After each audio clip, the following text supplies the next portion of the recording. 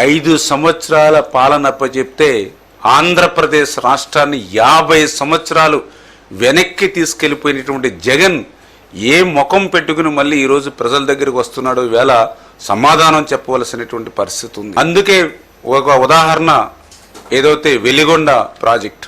ఎందుకంటే మీ అందరికీ తెలుసు వెలిగొండ అంటే ఈవేళ అత్యంత వెనకబడినటువంటి ఫ్లోరైడ్ బాధితులు ఉన్నటువంటి ప్రకాశం జిల్లాకు జీవనాడి వెలిగొండ. అటువంటి వెలిగొండ దగ్గర 4,50,000 ఎకరాలకు సాగునీరు అందిస్తూ 25 లక్షల మందికి అంటే దగ్గర 1,000 కోటి పైబడి త్రాగునీరు అందించేటువంటి ప్రాజెక్టు మన వెలిగొండ ప్రాజెక్టు. ఈ వెలిగొండ ప్రాజెక్టుని జగన్మోహన్ రెడ్డి పూర్తి చేయలేకపోవచ్చు, ఎందుకంటే అతను నైజం అదే కాబట్టి. కానీ పూర్తవ్వనటువంటి ప్రాజెక్టును కూడా పూర్తి చేసినట్లుగా భ్రమింపజేసేటువంటి విధంగా మరి ఆయన చెప్పేటువంటి అబద్ధాలు, ఆయన అసత్యాలు, ఆయనకు తోడుగా ఆయన కరపత్రిక, ఆయన అవినీతి పత్రిక తందాన తానా బ్యాచ్. ఎందుకు ఈ మాట చెప్తూ ఉన్నానంటే ఆ వెలిగొండ ఆ రోజు చంద్రబాబు నాయుడు గారు 1996 ఆయనే భూమి పూజ చేసి ప్రారంభించారు. గత వారం రోజుల క్రితం జరిగిన రివ్యూలో కూడా ఆ రోజు 96లో మనం భూమి పూజ చేసి ప్రారంభించినటువంటి వెలిగొండ నేటికి పూర్తి కాకపోవడం, 30 సంవత్సరాలైనా సరే అత్యంత వెనుకబడిన ప్రకాశం జిల్లా ప్రజలకి ఆ సాగునీరు త్రాగునీరు అందించకపోవడం చాలా ఆవేదన బాధ కలుగుతుందని స్వయంగా ముఖ్యమంత్రి గారే మరి మొన్న ఆవేదన వ్యక్తం చేసినటువంటి పరిస్థితి కూడా మీరందరూ కూడా చూసినటువంటి పరిస్థితి. ఎంత విచిత్రం అంటే, ఎందుకంటే మేము కూడా చదువుకున్న వ్యక్తులుగా చూస్తూ ఉంటాం. అంటే ప్రపంచంలో 7 వింతలు ఉంటాయి, కానీ జగన్మోహన్ రెడ్డి ఒక 8వ వింతగా మారాడు ఇవాళ అబద్ధాలు అసత్యాలు చెప్పడంలో. ఆ వెలిగొండ ప్రాజెక్టుకి ఇంకా 4,000 కోట్లు ఖర్చు పెట్టాలి. ఆ వెలిగొండ ప్రాజెక్టుకి గట్టిగా అంటే చంద్రబాబు నాయుడు గారు లాంటి ముఖ్యమంత్రి 24x7 ఆయన కష్టపడినట్లుగా కష్టపడితే మినిమం లేదంటే లేదు 1.5 నుంచి 2 సంవత్సరాలు పడుతుంది అన్నటువంటి పరిస్థితి అది వెలిగొండ. అటువంటి వెలిగొండని జాతికి అంకితం చేసేసినటువంటి మహానుభావుడు జగన్మోహన్ రెడ్డి. అటువంటి వెలిగొండని పూర్తి చేసేస్తే మరి వేళ నీళ్ళు ఇవ్వలేకపోతున్నారని చెప్పి మళ్ళీ అబద్ధాలు అసత్యాలు వాళ్ళ పత్రిక ద్వారా కానీ లేదా జగన్మోహన్ రెడ్డి నోటి ద్వారా కూడా వచ్చేటువంటి వాక్యాలు. అందుకే ఈయన ఒక 8వ వింత జగన్మోహన్ రెడ్డి ప్రపంచంలో ఇటువంటి అబద్ధాలు అసత్యాల్లో. ఏదైతే ఈవేళ వెలిగొండని ఇప్పుడే మేము రివ్యూ కూడా చేసాం. మళ్ళీ ఈవేళ దగ్గర 7-8 నెలల్లో 7-8 సార్లు రివ్యూ చేసాం. ఫిజికల్గా కూడా నేను కూడా వెలిగొండ ప్రాజెక్టు మరి నేను అదేవిధంగా అక్కడ స్థానిక మంత్రులందరం కూడా సందర్శించడం జరిగింది. చాలా క్లియర్గా నేను అబ్జర్వేషన్ చేశాం. ఏదైతే ఈ వెలిగొండ ప్రాజెక్టు 2014 చంద్రబాబు నాయుడు గారు ముఖ్యమంత్రి అయ్యే సమయానికి చూస్తే 38% వర్క్స్ అయినాయి అప్పటికి 14కి వెలిగొండకు సంబంధించి. అంటే ఇంకా 62% బ్యాలెన్స్ వర్క్లు ఉన్నాయి ఆ రోజుకి. ఆ రోజు 14లో ముఖ్యమంత్రిగా చంద్రబాబు నాయుడు గారు వచ్చిన తర్వాత ఆ రోజు వెలిగొండకు ప్రాధాన్యత ఇచ్చి ఆయన 1,373 కోట్లు ఆ రోజు 14-19లో కేటాయించి ఆ 1,373 కోట్లు కేటాయించడమే కాదు, దాంట్లో 1,319 కోట్లు ఖర్చు పెట్టారు. అంటే ఎంత అయింది అది? 96%. అంటే ఏదో బడ్జెట్లో ఘనంగా ప్రకటించి ఖర్చుల్లో పెట్టకపోవడం కాదు. మనం పెట్టినటువంటి 1,373లో 1,319 అంటే 96% పెట్టినటువంటి బడ్జెట్లో ఆ రోజు మనం ఖర్చు పెట్టాం. మరి తర్వాత వచ్చాడు జగన్మోహన్ రెడ్డి 19లో ఒక్క ఛాన్స్ అని.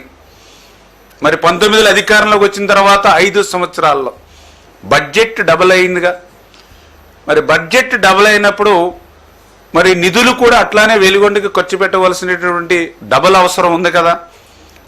కానీ కేటాయింపుల్లో డబుల్ చూపించాడు, కానీ ఖర్చుల్లో చూస్తే మాత్రం చాలా చాలా లీస్ట్గా ఆయన పాలనలో. ఉదాహరణకి ఆయన 19-24లో కేటాయింపులు అయితే 3,518 కేటాయింపులు చేశాడు, కానీ ఖర్చు పెట్టింది చూస్తే కేవలం 647 కోట్లు మాత్రమే.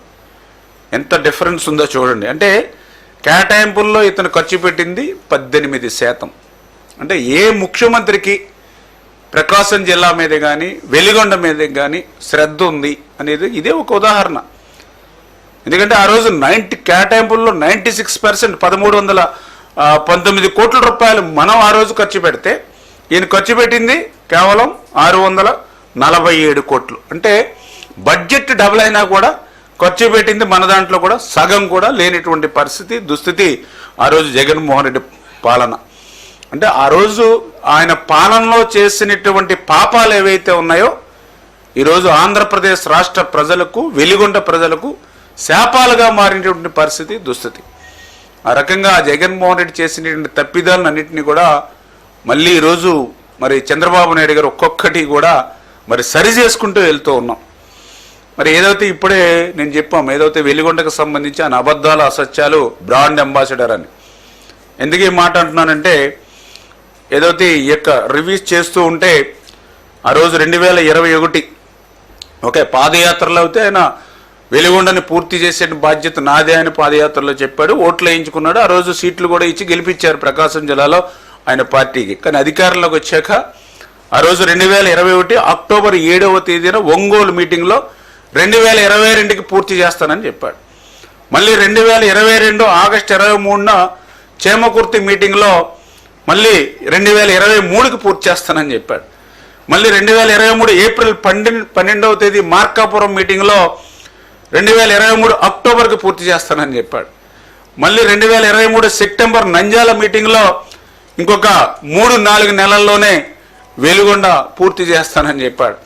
అంటే 4 సార్లు 4 డేట్లు ఆయన నోటంట స్వయంగా వచ్చినటువంటి మాటలు. మరి ఆ రకంగా మోసం దగా చేసి ఆఖరికి 2024 మార్చి 6వ తేదీన అత్యంత ఘనంగా జాతికి అంకితం చేశాడు మహానుభావుడు.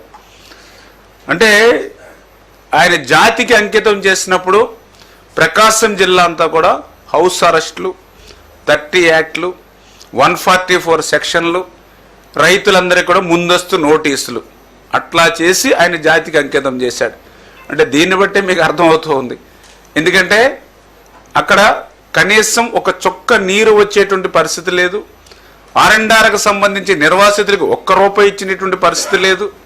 ఏవైతే పునరావాస కాలనీలు ఏవైతే ఉన్నాయో వాటికి ఒక అరబస్తా సిమెంట్ పెట్టినటువంటి పరిస్థితి లేదు.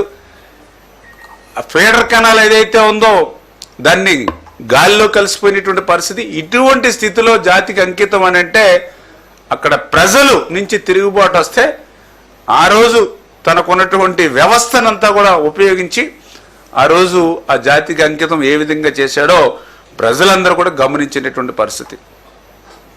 అందుకే ఈరోజు మళ్ళీ జగన్మోహన్ రెడ్డి గారిని అడుగుతూ ఉన్నాం. ఎందుకంటే ఆయన అధికారం ఇచ్చినటువంటి 5 సంవత్సరాలు కూడా ప్రజల మధ్యకి రాలా, పరదాల మాటున, మరి బ్యారికేడ్లు చాటున, ఆఖరికి మరి హెలికాప్టర్ మీద పైనుంచి వెళ్తున్నా కూడా కింద కూడా ట్రాఫిక్ కంట్రోల్ చేసేవారు. అటువంటి పరిస్థితి, దుస్థితి. కానీ ఈరోజు అధికారం కోల్పోయాక మళ్ళీ మేము వేసిన రోడ్ల మీద రోడ్డు మార్గం పెడుతూ ఉన్నాడు. మరి మళ్ళీ అబద్ధాలు, అసత్యాలు ఊరికే వల్లి వేస్తూ ఉన్నాడు. అందుకే అడుగుతూ ఉన్నా, ఈవేళ ఏదైతే వెలిగొండకి సంబంధించి మరి రివ్యూ చేస్తూ ఉంటే ఏదైతే హెడ్ రెగ్యులేటర్ అంటే స్టార్టింగ్ అంటే శ్రీశైలం ఫ్లోర్ షో ఏదైతే ఉందో అక్కడ హెడ్ రెగ్యులేటర్ ఏదైతే ఉందో ఆ హెడ్ రెగ్యులేటర్కి సంబంధించి ఇంకా వింగ్స్ కానీ, రిటర్న్స్ కానీ, రిటైనింగ్ వాల్ కానీ పూర్తి కాలేదు. అవి పూర్తి కాకుండా నీళ్లు కనదులితే రేపొద్దు టన్నెల్స్ కూడా, ఎందుకంటే కంట్రోల్ కాక మొత్తం ప్రమాదంలో పడేటువంటి పరిస్థితి. అంటే అవి వెలుగుండే ప్రశ్నార్థం అయిపోయేటువంటి పరిస్థితి. మరి అటువంటి స్థితి ఉండగా నువ్వు జాతికి అంకితం అని ఎట్లా మోసం దగా చేసావు? సరే, హెడ్ రెగ్యులేటర్ దాటి కొంచెం ఫ్రంట్కి వస్తే మనకి టన్నెల్స్, 2 టన్నెల్స్ ఉన్నాయి, టన్నెల్ 1, టన్నెల్ 2. మరి టన్నెల్ 1 చూస్తే ఓకే, అందులో అంటే ఇంకా జస్ట్ 500 మీటర్స్ లైనింగ్ ఉంది, ఒక చిన్న పని. కానీ మేజర్గా ఆ టన్నెల్ 1లో దగ్గర 1.2 ల్యాక్స్ క్యూబిక్ మీటర్లు ఆ టన్నెల్ 1లో మరి రోడ్డు కింద ఫామ్ చేసుకున్నారు వాళ్ళు ట్రాన్స్పోర్టేషన్కి. అంటే అది తొలగించాలంటే కనీసం 6 నుంచి 8 నెలలు పడుతుంది. అది తొలగించకుండా నీళ్లు వదిలితే వాటర్ ఫుల్ ఫ్లెడ్జెడ్గా పోవు. మరి అయినా సరే నువ్వు జాతికి అంకితం ఎలా చేసావు? ఆ టన్నెల్లో ఉన్నటువంటి 1,20,000 క్యూబిక్ మీటర్లు తీయకుండా. ఓకే, నెక్స్ట్ టన్నెల్ 2కి వచ్చాం. ఆ టన్నెల్ 2కు సంబంధించి ఏదైతే టన్నెల్ 1లో తవ్వినటువంటి మట్టి అంతా కూడా దగ్గర 2 లక్షల క్యూబిక్ మీటర్ల మట్టి మరి ఏదైతే ఆ టన్నెల్ 2కి ముందు వేసాం. అంటే రేపు ఆ 2 లక్షల మట్టి తీయకపోతే వాటర్ వదిలినా కూడా ముందుకెళ్ళేటువంటి పరిస్థితి లేదు. నెక్స్ట్ ఈ టన్నెల్ 2లోనే బెంచింగ్, అంటే ఏదైతే డ్రిల్ చేసి బ్లాస్టింగ్ చేయవలసినటువంటిది మరి ఏదైతే మరి యొక్క టన్నెల్ 2లో ఏదైతే ఉందో మరి అది కూడా దగ్గర మరి పెద్ద ఎత్తున, ఎందుకంటే అది కూడా 2 మీటర్స్ మందం ఉంది. అది కూడా మినిమం 6 to 10 months పడుతుందని చెప్తూ ఉన్నారు. ఇప్పుడు మేము రివ్యూ చేస్తూ ఉంటాయి ఏదైతే డ్రిల్ చేసి బ్లాస్టింగ్ చేసి ఏదైతే ఆ 1,00,000 క్యూబిక్ ఏదైతే రాక్తో ఉన్నటువంటిది అదంతా కూడా సాయిల్, అటువంటిది ఇంకా 6-8 months పడుతుందని చెప్పారు. మరి ఈ యొక్క బెంచింగ్ ఆ 1,00,000 క్యూబిక్ మీటర్లు చేయకుండా మరి ఎట్లా నువ్వు జాతికి అంకితం చేసావు? అంటే ఈయన ఎంత మోసం దగాలనేది ఇదే ఒక ఉదాహరణ అనేటువంటి విషయాన్ని. అదేవిధంగా టన్నెల్ 2లో ఇంకా 6.8 కిలోమీటర్స్ లైనింగ్ ఉంది. 6.8 కిలోమీటర్స్ లైనింగ్ అవ్వకుండా మరి నీళ్లు మరి వచ్చేటువంటి పరిస్థితి లేకుండా ఎట్లా మీరు జాతికి అంకితం చేశారు? మరి ఇటువంటి దానితో పాటుగా ఇదే టన్నెల్ 2లో 12వ కిలోమీటర్ దగ్గర మరి ఏదైతే TBM మిషన్, ఎందుకంటే టన్నెల్ బోరింగ్ మిషన్ అని అక్కడ ఉండిపోయింది. అది ఎందుకంటే వివాదాల మధ్యన కోర్టులో స్టే ఆర్డర్తో ఆ టన్నెల్ బోరింగ్ మిషన్ అక్కడ ఉండిపోయింది. టన్నెల్ బోరింగ్ మిషన్ అంటే ఏదో చిన్నది కాదు, 170 మీటర్స్ విడితది. అంటే ఆ మిషన్ తొలగించకుండా నీళ్ళు వెళ్ళేటువంటి మార్గం అసాధ్యం. అది అంటే అది ఏదైతే పాత ఏజెన్సీ, ఇప్పుడు ఏజెన్సీ, గవర్నమెంట్, కోర్టుతో ముడిపడి ఉంది ఆ విషయం అంతా కూడా. దాన్ని క్లియర్ చేసి ఆ యొక్క TBMను బయటికి తీసిన తర్వాతే మనకి నీరు వెళ్ళేటువంటి పరిస్థితి ఉంది. అయినా కూడా ఆ పనులేమీ చేయకుండానే మరి జాతికి అంకితం ఎట్లా ఈ జగన్మోహన్ రెడ్డి చేసి మోసం దగా చేశాడో ఈవేళ సమాధానం చెప్పవలసినటువంటి అవసరం ఉంది. అంటే ఈ రకంగా టన్నెల్ 1, టన్నెల్ 2, అదేవిధంగా హెడ్ రెగ్యులేటర్, ఇన్ని పనులు ఉండి పోని వీటిని దాటుకొని టన్నెల్ నుంచి బయటకు వస్తే ఇంకెంత అధ్వానమైనటువంటి పరిస్థితి అంటే ఫీడర్ కెనాల్. ఫీడర్ కెనాల్ ఇది 21.8 కిలోమీటర్ ఫీడర్ కెనాల్. ఇది ఈ ఫీడర్ కెనాల్ చూస్తే నేను మొన్న కూడా ప్రత్యక్షంగా మేము కూడా చూసాం. అక్కడికి వెళ్ళేటువంటి మార్గం లేకపోతే మేము కూడా మోటార్ సైకిల్ మీద కూడా వెళ్ళాం. అవి కూడా వెళ్ళే పరిస్థితి లేదు. ఎందుకంటే ఎక్కడికక్కడ ఆ మట్టి అంతా కూడా సెలినిటీ మట్టి, లేకపోతే క్వాలిటీ లేని మట్టి, రెండు ఏదైతే ఆ కొండ వాళ్ళకి అట్లా కట్ చేసి అట్లా పక్కన బండ ఫామ్ చేశారు. అవన్నీ కూడా ఎక్కడికక్కడ తెగిపోయి మొన్న చిన్నపాటి వర్షాలు వస్తాయి అంటే 100-150 క్యూసిక్కుల నీరు ఆ కెనాల్లోకి వస్తే ఆ గండ్లు పడిపోయి గ్రామాల మీదకి వెళ్ళిపోయింది నీరంతా. మరి 100-150 క్యూసిక్కుల వర్షపు నీరు వస్తేనే గండ్లు పడిపోయి గ్రామాల మీదకి వెళ్ళిపోయినటువంటి పరిస్థితిలో ఫీడర్ కెనాల్ ఉంటే మరి రేపు పొద్దున 10-12 వేల క్యూసిక్కుల నీరు వస్తే అసలు ఒక్క అడుగు కూడా ముందుకెళ్ళే పరిస్థితి లేదే.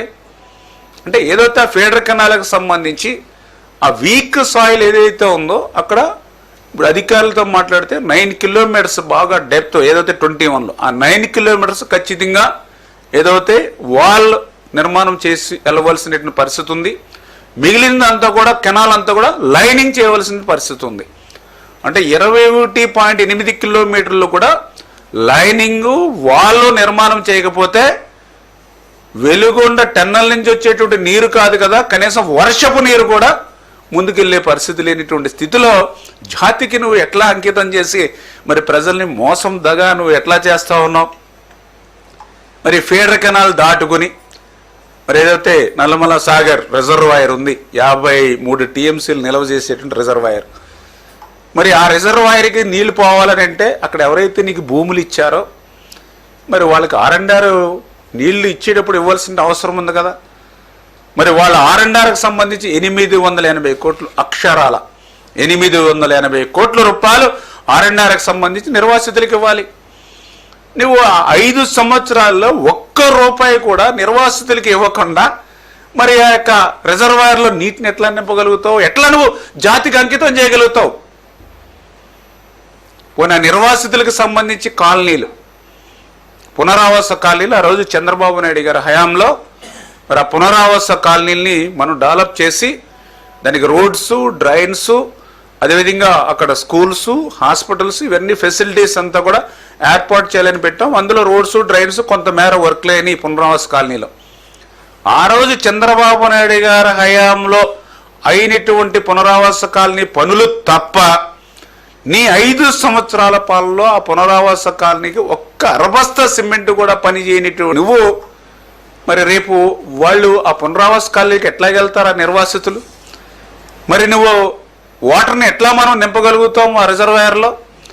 అంటే ఏ మాత్రం కూడా అంటే చంద్రబాబు నాయుడు గారు లాంటి వ్యక్తి 24x7 పని చేస్తే 4,000 కోట్ల రూపాయలు ఖర్చు పెడితే 1.5-2 సంవత్సరాల్లో పూర్తి చేయగలుగుతాము అనేటువంటి విధంగా మేము ప్రణాళిక చేసుకుంటూ ఉంటే మరి అది జాతికి అంకితం చేసేసి మరి వెలుగొండ నీళ్లు మరి ఉపయోగించుకోవట్లేదు వీళ్ళు అని ఈవేళ నీవు మాట్లాడడం, నీ యొక్క అవినీతి పత్రిక, నీ కరపత్రిక నీ మరి మాట్లాడడం చూస్తూ ఉంటే మరి అబద్ధాలను, అసత్యాలను ఎంత ఆరితేరిపోయినటువంటి వ్యక్తో ఈవేళ ప్రజలు కూడా అర్థం చేసుకోవాలి. ఎందుకు మాట చెప్తున్నానంటే ఈవేళ 5 సంవత్సరాలు నీ పాలన చూసే ఈవేళ ప్రజలందరూ కూడా నీకు 11 సీట్లు ఇచ్చారు. దాని నుంచి గుణపాఠాలు నేర్చుకోవాలి. ఓటమి నుంచి గుణపాఠాలు నేర్చుకుని ఎందుకు ఓటమి పాలయ్యాం, ఆ రోజు ప్రతిపక్షంలో ఉన్నప్పుడు ఏ రకంగా ప్రజల మధ్య తిరిగాము, అధికారంలోకి వచ్చిన తర్వాత ఏ రకంగా ప్రజలకు దూరం అయ్యామో వాటి మీద విశ్లేషణ చేసుకుని ముందుకెళ్ళవలసిన అవసరం తప్ప మళ్ళీ నీ అబద్ధాలని, అసత్యాలని నమ్ముకుని మళ్ళీ నువ్వు ప్రజల మధ్యకు వస్తూ నీ అరాచకత్వమైన పాలన మరొకసారి ప్రజలకు రుచి చూపిస్తూ, ఎందుకంటే నువ్వు ప్రతిపక్షంలోకి వచ్చాక చూస్తే అంతా కూడా మళ్ళీ అటు పిన్నెల్లి రామకృష్ణారెడ్డినో అంటే ఏదైతే ఈవీఎంలని మరి అందరూ చూస్తుండగానే బద్దలు కొట్టి, ఈవీఎంలను బద్దలు కొట్టడం అంటే ప్రజాస్వామ్యాన్ని బద్దలు కొట్టడమే. అటువంటి వ్యక్తుల్ని నువ్వు పరామర్శించడానికి పోతావు. అదేవిధంగా ఎవరైతే అమరావతి రాజధాని తోటల్ని తగలబెట్టినటువంటి మరి ఒక అరాచక వ్యక్తిని ఆయన పలకరించడానికి పోతావు. ఏదైతే మహిళల వ్యక్తిత్వాన్ని కించపరిచేటువంటి విధంగా దళితుల మీద దాడులు చేసేటువంటి వ్యక్తిని పరామర్శించడానికి పోతావు. అంటే నీలో ఏ విధమైనటువంటి మార్పు రాలేదు. గత 5 సంవత్సరాలు ఏ రకంగా అయితే నీ అరాచకత్వం, రాక్షసత్వం, నియంతృత్వం, కేసులు, వేధింపులు ఏ రకంగా అయితే నీ పాలన సాగిందో ఇప్పుడు ప్రతిపక్షంలో ఉన్నప్పుడు కూడా ఒక దండయాత్ర మాదిరిగా నిన్న కూడా చూసాం. ఏదైతే మిర్చి యాడ్లో వేళ రైతు అంటే తెలుగుదేశం అంటే రైతు. ఎందుకంటే ఆ రోజు 1924లో చూసాం. మేము కూడా ఒక రైతు బిడ్డగా, వ్యవసాయం చేసే వ్యక్తిగా చూసాం. వ్యవసాయాన్ని మర్చిపోయిన వ్యక్తి, అందులో ఇన్సూరెన్స్ని మర్చిపోయిన వ్యక్తి జగన్మోహన్ రెడ్డి. అంటే ఆ రకంగా మరి 5 సంవత్సరాల్లో వ్యవసాయ వ్యతిరేక విధానాలతో పాలన చేసిన వ్యక్తి ఈవేళ మళ్ళీ ఆ రైతు గురించి నువ్వు మాట్లాడే ఒక హాస్యాస్పదం అనుకుంటే, రెండవది ఏదో ఒక దండయాత్ర మాదిరిగా ఈ అరాచకత్వమైన వాదులు ఎవరైతే ఉన్నారో వాళ్ళందరినీ కూడబెట్టుకుని ఏదో రైతులపైన నువ్వు దండయాత్ర చేసినట్టుగా ఉన్నటువంటి పరిస్థితి నిన్నంతా కూడా మన వీడియోల్లో చూసినటువంటి స్థితి. మరి ఒక పక్క కష్టాల మధ్య, ఇబ్బందుల మధ్య మరి ఏదైనా వేళ మిరప రైతుకి కానివ్వండి, లేదా ఉల్లి రైతుకి కానివ్వండి, లేదంటే టమాటా రైతుకి కానివ్వండి, ఎక్కడ ఏ ఇబ్బంది వచ్చినా ఈవేళ పనిచేసే వ్యక్తి ముఖ్యమంత్రి గారు ఉన్నారు, చంద్రబాబు నాయుడు గారు. ఆయన వెంటనే రివ్యూలు చేస్తూ ఉంటూ ఉన్నారు, మంత్రులతో మాట్లాడుతూ ఉన్నారు, అధికారులతో మాట్లాడుతూ ఉన్నారు, కేంద్రంతో మాట్లాడుతున్నారు, కేంద్రం సహకారం తీసుకుంటూ ఉన్నారు. మరి వారికి తోడుగా పవన్ కళ్యాణ్ గారు పనిచేస్తూ ఉన్నారు. ఈవేళ ఈ రాష్ట్రానికి అదృష్టం నరేంద్ర మోడీ గారు ప్రధానమంత్రిగా ఆయన సహకారం అందిస్తూ ఉన్నారు. అంటే నువ్వు చేసినటువంటి విధ్వంసానికి ఈవేళ రాష్ట్రం బలైపోయినటువంటి స్థితిలో మళ్ళీ ఇంతమంది మేధావులు కష్టపడి పనిచేసుకుని ఒక్కొక్కటి మేము గాడిలో పెట్టి వెళ్తూ ఉంటే మళ్ళీ రాష్ట్రాన్ని నువ్వు మళ్ళీ ఇంకా వెనక్కి తీసుకుపోవాలనే నీ అరాచకత్వంతో ఈరోజు ప్రతిపక్షంగా నువ్వు పనిచేయడం కూడా చాలా దురదృష్టకరమైన విషయం అని చెప్పి కూడా మరి ఈ సందర్భంగా మీ ద్వారా కూడా తెలియజేసుకుంటూ, అందుకే ఈరోజు ప్రజలందరూ కూడా గమనించాలి. ఎందుకంటే ఇంకా 4,000 కోట్ల రూపాయలు పైబడి ఖర్చు పెట్టవలసినటువంటి ప్రాజెక్టు గట్టిగా కష్టపడి చంద్రబాబు నాయుడు గారు అంటే వ్యక్తి పనిచేస్తే 2 సంవత్సరాలు పట్టేటువంటి ప్రాజెక్ట్ని జాతికి అంకితం చేసి మరి వెలిగొండ నీరును ఉపయోగించుకోవట్లేదని అసత్యాల అబద్ధాలు ఏ మాదిరిగా అయితే చెప్తూ ఉన్నాడు. ఎందుకంటే నేను మళ్ళీ క్లియర్గా చెప్తూ ఉన్నా, నేను చెప్పిన దాంట్లో ఏ మాత్రం అబద్ధం ఉన్నా అసత్యం ఉన్నా నన్ను ప్రశ్నించవచ్చు జగన్మోహన్ రెడ్డి గారు. చాలా క్లియర్గా నేను జగన్మోహన్ రెడ్డి గారు చెప్తూ ఉన్నా. అంచేత అటువంటి అబద్ధాలు అసత్యాలు చెప్పేటువంటి వ్యక్తుల్ని ప్రజలు నమ్మవద్దు. ఒక్కసారి 19లో నమ్మే 50 సంవత్సరాల తెలుగు జాతి వెనక్కిపోయింది. మళ్ళీ దాన్ని గాడిలో పెట్టడానికి ఈవేళ ఇంతమంది శ్రమించేటువంటి పరిస్థితి వచ్చింది. మళ్ళీ ఈ శ్రమను కూడా బూడిదలో వేసేటువంటి విధంగా జగన్మోహన్ రెడ్డి చేస్తున్నటువంటి ప్రయత్నాల్ని ప్రజలందరూ కూడా గమనించాలని చెప్పి